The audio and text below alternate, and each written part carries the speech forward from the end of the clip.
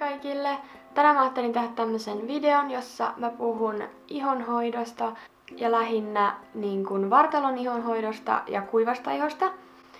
Ja mulla on siis tosi kuiva iho, melkeinpä atooppinen iho. Mulla ei ole semmonen atooppinen iho, että tulisi niinku punaisia sillä jälkiä tai niinku käteen tai jonnekin. Mulla on kuiva iho sillä lailla, että se kutisee ja pistelee tosi helposti. Ja mun täytyy olla tosi tarkka sen kanssa, että miten mä hoidan sitä, koska varsinkin mun jaloissa, niin joskus suihkun jälkeen tai ihan muutenkin vaan, mut yleensä suihkun jälkeen, niin rupeaa kutisee ihan sikana ja se on niinku ihan kauheeta. Ihan ensiksi niin voidaan puhua suihkusta. Jos sulla on kuiva iho, niin kannattaa käydä suihkussa sillai kohtuullisen usein, sillai, että mäkin käyn sillai melkein joka päivä. Mä saatan käydä suihkussa vaikka joka toinen päivä, mut sit niinku peseytyy joka päivä, jos se on niinku make any sense. Jos mä oon vaan kotona enkä tee mitään, niin en mä jaksa mennä suihkuun, niin sit mä vaan niinku peseydyn. Sitten mä en käytä suihkussa oikeastaan tällä hetkellä mitään suihkusaippua, koska tää talvi on tosi kuiva. Niin sit jos mä ajattelen, että jos mulla on niinku kuiva iho ja sit mä haluan vielä saippuoida sen, joka kuivattaa sitä vielä enemmän, niin se ei ole hyvä niinku yhtälö. Mä tiedän, että on olemassa semmosia niinku öljysaippuoita. Mullakin on ollut sellainen, joka on niinku siis öljyä ja sit se niinku vaahtoutuu periaatteessa tai sillai on vähän niinku suihkuöljy, mutta mä en käytä sitä nyt sen takia, koska mä en nyt koske niinku saippualla mun ihoon kauttaaltaan tällä hetkellä ollenkaan. Kesäisin mä käytän semmosia Sebamed-tuotteita, jotka on herkälle iholle ja ne on yleensä hajustamattomia ja niin kun, niissä ei ole mitään jotain parabeeneja tai jotain, tai sit ne on miedosti hajustettuja. Mulla on siis tää Sebamed Shower Gel with Pomegranate, joka on siis tällainen. Ja tätä mä käytän siis niinku kainaloiden pesuun ja sit mä käytän tätä shaveaamiseen. Tää on for normal, dry and sensitive skin, eli siis tavalliselle kuivalle ja herkälle iholle. Tässä lukee täällä takana, että virkistävä ja erittäin hellävarainen granaattiomena suihkugeeli puhdistaa hellävaraisesti ja palauttaa ihon kosteustasapainon. pH 5.5 ylläpitää ihon omaa luonnollista suojaa. Tässä ei siis ole näitä parabeeneja, tässä sanotaan no parabens. Ja joo, tää tuoksuu tosi hyvältä. Tää tuoksuu niin granaattimenalta ja se on mun mielestä ihan sika hyvä. Sitten jos mä shavaan, niin mä käytän tai jotain muuta tommoista hellävarasta saippua. Mä tiedän, että on olemassa niitä geelejä ja vaahtoja. Mä tykkään itse käyttää vaahtoa, jos mä käytän niinku jotain. Mutta mä käytän shavaamiseen tämmöstä Venus, onks tää Gillette tai joku, en mä tiedä. Tämmönen shavaushöylä tai mikä tää nyt onkaan. Ja tähän mä ostan aina kun nää on tällaisia irrotettavia nää päät. Niin mä ostan tähän aina sellaisen joku sensitive skin tai joku sellainen niinku sen pään. Tää on mun mielestä ihan ehdoton suosikki. Sori, että mä nyt näytän tätä, tää on vähän gross, mut kumminkin. Toi on siis mun ehdoton suosikki, koska toi niin kun höylän se teräosa muotoutuu tai liikkuu sillä tavalla, että se muotoutuu niin kun sun niin kun ihon tavallaan niin kun muotojen mukaan. Eli joku kainalatyyli, tää ei ole mikään niinku sivu tällä tavalla, vaan tää on niinku tämmönen kupera-alue, niin se on tosi kiva, niin sitten ei leikkaa ihoon helposti. Ja mä en muista milloin mä olisin viimeksi oikeastaan leikannut ihoa tolla. Joten mä suosittelen hankkimaan tollasen shaverin, eikä semmosia yksittäisiä, jotka tulee semmoisessa monen paketissa, koska vaikka toi on kallis, niin toi on kans tosi hyvä. Ja mä luulen, että tulla menee periaatteessa yhtä paljon rahaa niihin yksittäisiin höyliin, kun sä joudut ostaa niitä jatkuvasti uudelleen, kun et sä ostat ton ja käytät hetken aikaa, sit taas vaihdat sen terän ja sit taas käytät sitä, että no, mun mielipide on tää, mutta itse toki voi jokainen miettiä, että mistä itse tykkää. Sitten suihkun jälkeen mä rasvaan joka ikinen kerta mun ihon. Mä en voi mennä niinku rasvaamatta, siis mä mä varmaan en tiedä kuolisin. Mut siis mun on pakko joka ikinen kerta rasvata suihkun jälkeen iho. Rasvana mulla on käytössä tällainen Dermalogin emulsiovoide, joka on tällainen. Ja tää on siis ihan apteekista ostettu.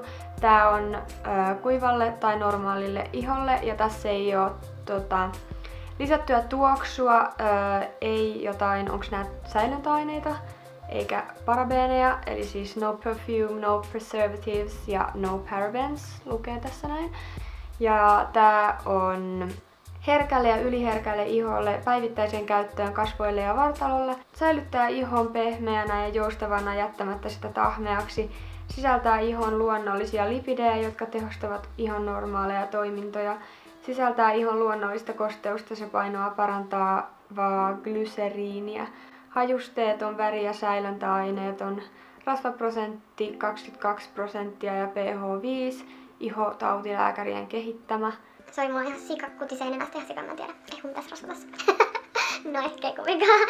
Mut siis tää rasva on mun ainakin lifesaver. Ja siis mulla oli viime syksynä tosi paha niinku mun ihotilanne. Tai sillä lailla, että mä kutisin niinku ihan jatkuvasti jaloista. Se oli ihan kauheata. Ja sitten mä olin ihan epätoivoinen ja halusin tietää, että mistä tää johtuu. Ja sit mä oon sen jälkeen just tutustunut tosi paljon, mitä voi tehdä kutisevalle ja kuivalle iholle. Ja sitten se farmaseutti siis suositteli tätä ja tää on oikeesti vaan pelastanut, mutta aluksi mä ajattelin, että tää ei toimi ollenkaan. Tää oli niinku ihan yhtä tyhjän kanssa aluksi. Mut sen jälkeen kun mä jatkoin tän käyttöä, koska eihän mä nyt tätä heitä roskiin, koska mä oon just ostanut tän, niin sit kun mä jatkoin tätä käyttöä, niin sit se rupesi toimii ja sen jälkeen on ollut paljon vähemmän sitä kutinaa. Rasva on tämmöstä valkosta ja sit se menee iholle, se on niinku tollasta ja sit sä vaan hierot sen sun ihon ihan normaalisti tällä tavalla. Mä voisin rasvata mun kädet, koska nääkin on ihan kuivat. Ja sit se vaan niinku imeytyy saman tien. Et sulla jää semmonen niinku kostee fiilis. Sillä lailla, että sä tiedät, että sä oot rasvannut sun niinku ihon. Et se on tosi miellyttävän tuntunen, tämmönen tosi sileä ja semmonen niinku kostee fiilis iholla. Mutta tää ei oo yhtään tahmea, tää ei niinku tunnu niinku missään tää rasva. Ja tää on vaan niinku tosi hyvä rasva. Ja tää on just semmonen rasva, että sä voit niinku saman tien pukeutua, sä voit saman tien vaikka laittaa sukkahousut jalkaan, mä oon tehnyt niinkin. Anteeksi, jos tästä videosta tulee tosi pitkä. Sitten toinen rasva, mitä mä oon käyttänyt, mä en nyt tällä hetkellä käytä mitään niinku muita rasvoja kuin tätä Dermalogia. Silloin kun mä en käytä tätä Dermalogia, esimerkiksi kesäsin, koska kesällä on paljon niinku kosteempi ja parempi ilma, kun aurinkokin paistaa sillai, niin pystyy käyttämään vähän enemmän noita niinku muita näitä tuotteita. Sori, tää mun koira on taas tässä, niin tässä voi kuulua kaikennäköisiä ääniä. Ja nyt ei. Ja silloin kun mä en halua käyttää tätä Dermalogia ja haluan käyttää vähän sellaista niinku kovempaa semmoista body butter, niinku vartalovoi-tyyppistä rasvaa, niin silloin mä käytän tätä The Body Shopin Argan Oil, Wild Argan Oil Body Butter. Ja joo, mä oon kertonut tästä varmaan kuin monessa videossa. Mä oon ainakin jossain jonkun kuun suosikeissa puhunut tästä. Ja tää on siis tosi ihana rasva. Tää on tosi niinku hyvä herkällekin iholle, koska tää on tosi tämmönen niinku tavallaan ravitseva, kun tässä on tätä argan oilia. Ja tää ei oo mitenkään hirveän niinku voimakas. Niinku, et ainoa mikä tässä tuoksuu on se argan oil. Eli tää on vähän semmonen niinku öljyinen, pähkinäinen, mut mä tykkään tästä tosi paljon. Ja mulla on tätä varastossa varmaan joku 3 purkkia. Joo, ei mulla näistä rasvoista sitten enempää. Nää on 2 todella hyvää rasvaa. Sen jälkeen vielä näistä tavallaan rasvoista puhuessa, niin mä syön niin kun sun kautta tämmösiä Efamol Woman Helokki-öljykapseli. Eli siis tämmönen. Ja nää on siis tämmösiä öljykapseleita, vähän niinku kalanmaksaöljy.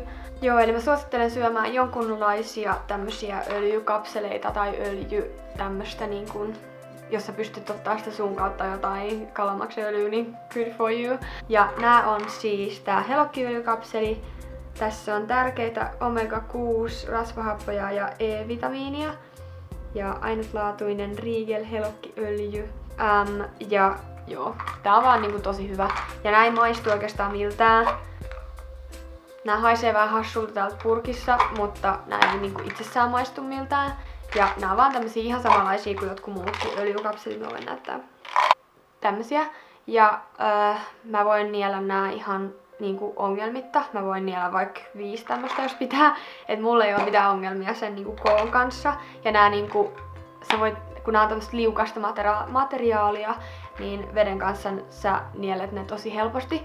Mutta jos sulla on vaikeuksia niin niellä mitään kapseleita, koska mä tiedän moni mun kaveri ei pysty ottaa edes särkylääkettä, koska ne on liian suuria, kun ne on ihan kauhuissaan, kun ne näkee nää, niin silloin mä suosittelen kysyä sun joltain farmaseutilta tai lääkäriltä, joltain ihmiseltä, ravintoneuvojalta tai tämmöiseltä luontaistuotekauppiaat tai semmoset, niin ne tietää varmasti toisenlaisen niin kun, tavallaan vaihtoehdon tälle, mutta ne, jotka pystyy niitä kapseleita nielemään, niin tää on tosi hyvä, koska tää ravitsee sun ihoa niin kuin sisältäpäin, joka on niin kuin se tosi tärkeä tekijä myös, jotta se niin kuin iho pysyy hyvänä. Ja totta kai toi auttaa kaikkeen muuhunkin, mutta myös ihoon. Sitten toisena asiana on, että juo tarpeeksi vettä. Mä oon nyt vähän huono tässä, koska mä oon viime aikoina taas juonut tosi vähän vettä. Mutta suositellaan, että sä joisit, onko se 1-2 litraa per päivä. No, siinä täytyy myös muistaa se, että sä juot ja syöt kaikkea muutakin, joka sisältää vettä. Eli mä en ehkä, no ei siitä oo niinku sinänsä niinku haittaa, että sä juot tosi paljon vettä, mutta mä en ehkä ite niinku pakottaisi itseäni juomaan 2 litraa tasan päivässä. Et juo sen verran niin kun, ja vähän yli, mitä niin kun pystyy. Eli sitten toinen semmonen asia, mikä on hyvä muistaa, on liian vahvojen tuotteiden tai aineiden taikka sitten liian niin kun, ärsyttävien vaatteiden tai muiden materiaalien käyttö. Eli mä en käytä oikeastaan mitään semmosia vaatteita, jotka on niin kun, tosi sellaisia vaikka karkeita ja jotain niinku tämmösiä niinku joku tosi villapaidat voi olla tosi herkälle iholle niinku hankalia käyttää, koska ne on mulle ainakin tosi pisteleviä. Sitten jotkut tosi tiukat housut mulla, että jos mä pidän tosi pitkään tiukkoja housuja, niin sit ne tavallaan iho ei sillai, en mä tiedä, musta tuntuu, että se ei niinku sillai tavallaan jotenkin tarpeeksi sillai niinku liiku ja hengitä ja sillä tavalla, niin sit se voi olla niinku tosi inhottava illalla. Niin kannattaa katsoa vähän, että minkälaisia niinku vaatteita pitää. Ja sit jos on tietenkin joku allergia, esimerkiksi joku villa-allergia, niin ei nyt kannata pistää mitään villaisia vaatteita päälle. Ja tällä tavalla, että katsoo niinku vähän, että minkälaista materiaalia on. Ja sitten, et ei käytä liian voimakkaita vaikka suihkusaippuoita, miksi mä aina sanon shampoo, tai jotain muita, niinku, vaikka esimerkiksi ihokuorinta. Sitten sanotaan, että se olisi ihan niinku hyväksi ihmiselle niinku poistaa sitä kuollutta ihoa. Mä en tee sitä sen takia, että mä en uskalla, koska mä yritän niinku mahdollisimman hyvin niinku kaikki keinot tavallaan, millä mun niinku iho olisi niinku hiljaa ja neutraali ja semmonen, niinku, että sitä ei ärsytä mikään. Jos sun iho sietää kuorintaa, niin se on kai ihan hyvästä. Mä en vois oikein sanoa tohon mitään. Mä tiedän, että se tekee tosi niin kuin pehmeäksi ihon. Ja sitten viimeisenä semmosena niin kuin tavallaan vinkkinä tai sellaisena, että jos sulla on kuiva iho ja jos sulla on tosi niin kuin kutiseva iho, niin se mitä mä yleensä teen, että mä menen illalla suihkuun, sit mä rasvaan mun niin kuin ihon niin kuin kauttaaltaan ja sen jälkeen laitan niin kuin pitkät housut ja pitkähihaisen paidan ja menen niin kuin peiton alle luen tai teen mitä hyvänsä, mutta sillä tavalla se kosteus periaatteessa pysyy siellä jalassa, että se ei niinku haihdu ilmaan, koska silloinkin, jos sulla on vaikka jotkut shortsit jalassa ja sä menet tuolla jossain sun huoneessa vaan teet kaikki juttui, niin osa kosteudesta niinku haihtuu tietenkin. Ja no imeehän sun niinku vaatteet ja kaikki kankaat, mitä sun ympärillä on, niin kyllähän nekin imee sitä kosteutta, mutta silloin kun ne on kosteet, niin periaatteessa se kosteus tavallaan palaa vähän takaisin, koska silloin siinä on se kangas, joka on kostea, ja siinä on se iho, joka tarvii kosteutta, niin sit se menee niinku sillai hyvin. Toi oli tosi huono demonstraatio, mutta joka tapauksessa. niin mä ainakin teen usein sillä tavalla, että mä käyn niinku viimeiseksi illalla suihkussa ja sitten rasvaan mun ihon ja sit mä menen peiton alle ja sit se on niinku hyvä, koska silloin se kosteus tavallaan pysyy. Mut toivottavasti tää ei ollut ihan liian pitkä. Mä yritän editoida tän niin, että tää ei kestä puolta tuntia. Mutta toivottavasti tästä oli siis hyötyä jollekin teistä ja laita kommenttia, jos sulla on jotain kysymyksiä tai muuta, jos sä haluat kertoa mitä sun iholle on ollut joku hyödyllinen tai joku tuote tai tekniikka, niin voidaan kaikki auttaa toisiamme ja laita peukut pystyyn, jos tää oli kiva video. Ja jos te haluatte nähdä enemmän tämmösiä niin kuin vinkkivideoita tai tämmösiä omakohtaisuudet ja jotain vinkkejä tai tämmöisiä videoita. Ja jos sä et ole nähnyt mua aikaisemmin ja tykkäsit tästä videosta, niin käy katsomassa lisää mun kanavalla. Jos tykkäät niistä, niin tilaathan mun kanavan. Ja me nähdään siis ensi videossa ja siihen asti moikka!